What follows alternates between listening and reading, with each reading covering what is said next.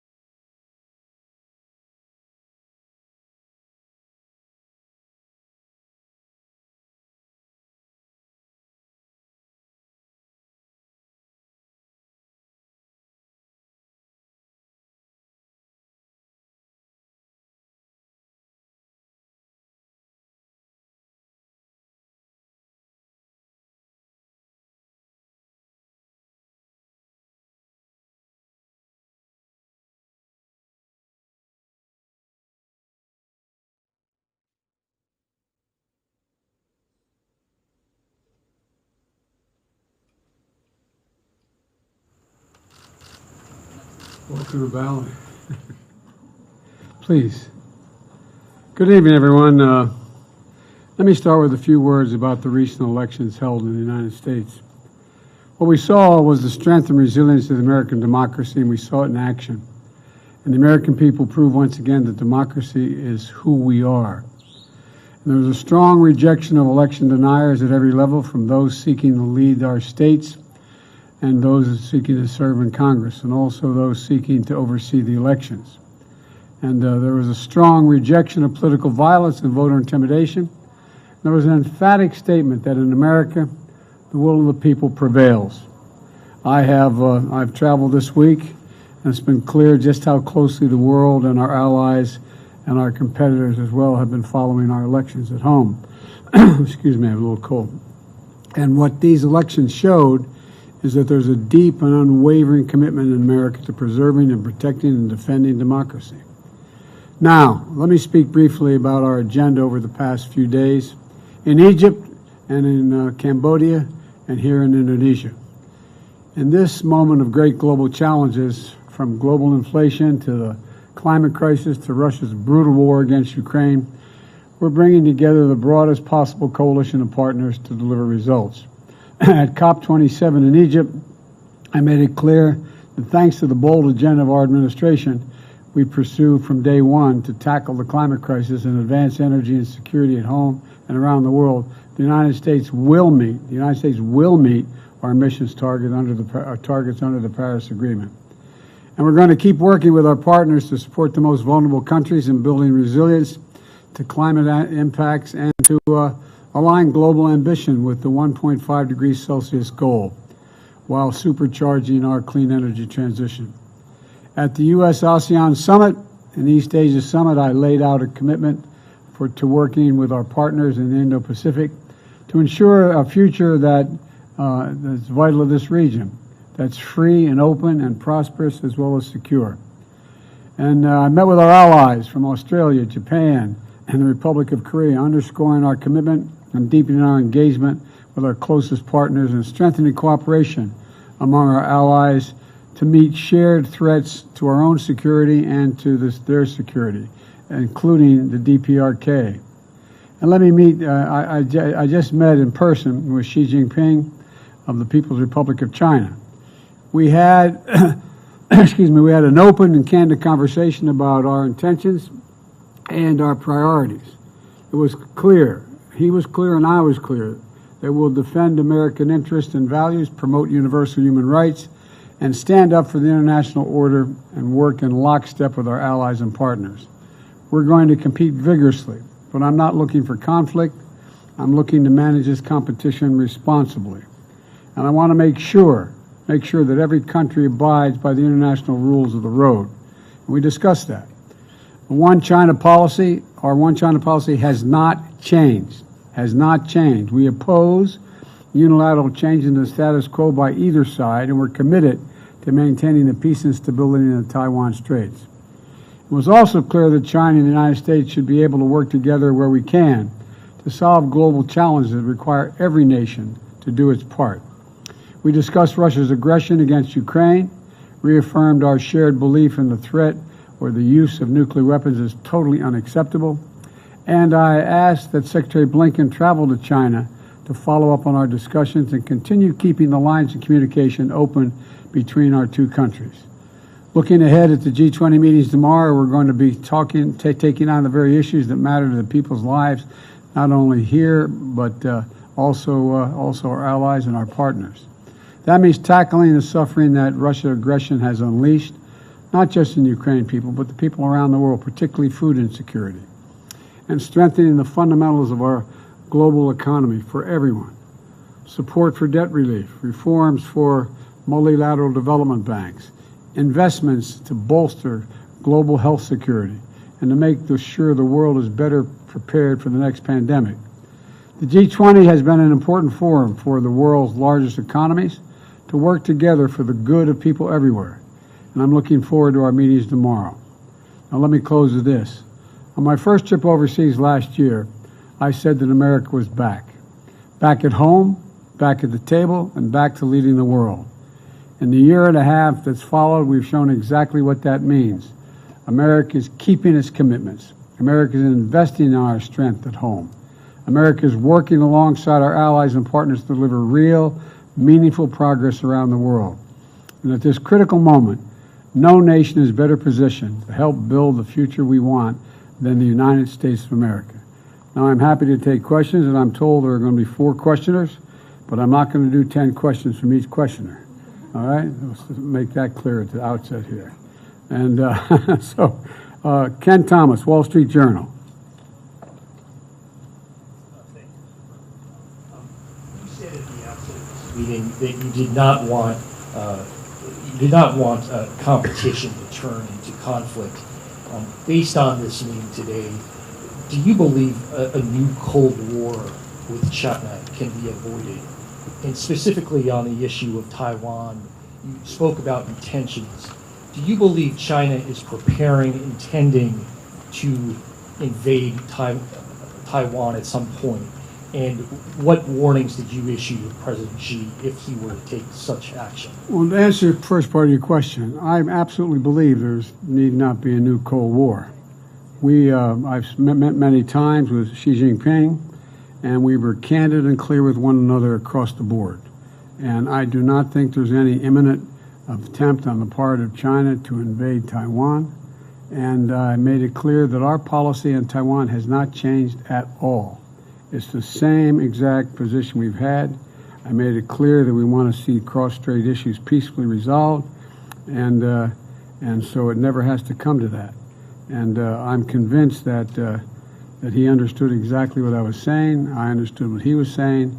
And look, I think the United States is better prepared than any country in the world, economically and politically, to deal with the changing circumstances around the world. And I think that I think Xi Jinping we agreed that we would set up a set of circumstances where on issues that we had to further resolve details, we agreed that we would have our chief of staff, the appropriate cabinet members and others sit and meet with one another to discuss the details of every issue that was raised, and we raised a lot of issues.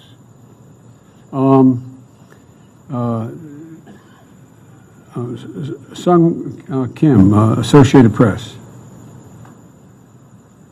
Mr. President, you met with President Xi, and you met with him face-to-face after he had unquestionably consolidated his power at home. So now that you've met with him face-to-face, how do you assess his sort of posture towards the United States now? And did you find him personally to be more confrontational or more conciliatory and willing to compromise? Neither and yes. Yes, I didn't find him more confrontational or more conciliatory. I found him the way he's always been, direct and straightforward. And do I think he's willing to compromise on various issues? Yes. I think he understands that, look, I think, how can I say this tactfully? I think the election held in the United States, which still leaves a little bit uncertain, has sent a very strong message around the world that the United States is ready to play. The United States is, the Republicans who survived, along with the Democrats, are of the view that we're going to stay fully engaged in the world and that we, in fact, know what we're about. And so I don't get any sense that there's more or less confrontation. We were very blunt with one another about places where we disagreed or where we were uncertain of each other's position, and we agreed we'd set up, and we did, mechanisms whereby we would meet in detail with the key people in each of our administrations to discuss how we could resolve them, or how, if they weren't resolved, on what basis were they not resolved. Sebastian Smith, the AFP. Thank you very much, Mr. President. It's truly close. Excuse me, I don't usually talk that loudly. Does the retaking of Kherson in Ukraine signal a turning point in the war, in your opinion? that the Ukrainians could realistically pursue their ultimate goal of expelling the Russians completely, including retaking Crimea? If so, does the U.S. intend to support and facilitate that goal, as you've been doing so far with their other goals? Or would you perhaps see Kherson as a different kind of inflection point, basically a good time to start negotiating now that they've got some more strength than they had a few weeks ago? First of all, it was a significant victory for Ukraine. Significant victory. And I can do nothing but applaud the courage, determination, and capacity of the Ukrainian people and the Ukrainian military. I mean, they have really been amazing. And I think it's hard to tell at this point exactly what it means in terms of, but I've been very clear that we're going to continue to provide the capability for the Ukrainian people to defend themselves, and we are not going to engage in any negotiation. There's nothing about Ukraine without Ukraine. It's a decision Ukraine has to make. I think you're going to see things slow down a bit because of the winter months and the inability to move as easily around the country. But I think it remains to be seen exactly what the outcome will be, except that I'm confident that Russia will not occupy or defend Ukraine as they intended from the beginning.